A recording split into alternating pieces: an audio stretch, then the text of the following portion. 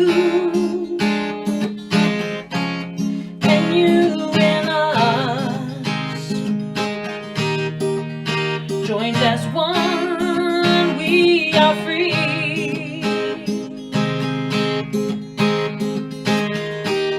We walk through deserts and climb mountains.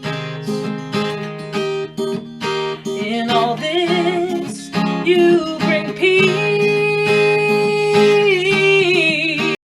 It is such an honor and privilege to be in the presence of two leading womanist thinkers. So thank you so much.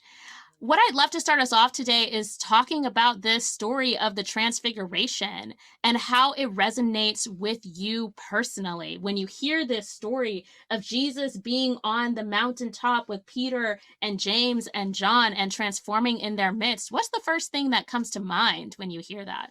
You know, the earthiness of Jesus is something that is so relevant, because I think that when we think about the raiment being pure white, we have to remember that it doesn't start with the raiment, it starts with the man, or the human, or the woman.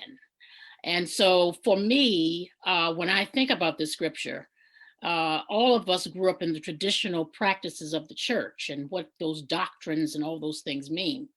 But as we continue to grow, you know, Luke 2, Jesus continued to grow in wisdom and in stature. And so God is so awesome, because God is also revealing to the disciples that you thought you knew Jesus here, but now Jesus is this and that.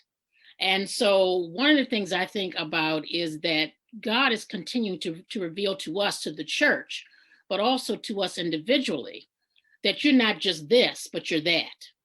Like Reverend Janes, I have a similar kind of feeling that comes to mind when I think about Transfiguration, in terms of it being a meeting place between the divine and humanity, that this is the disciples' first exposure with the possibility to be so interconnected with glory.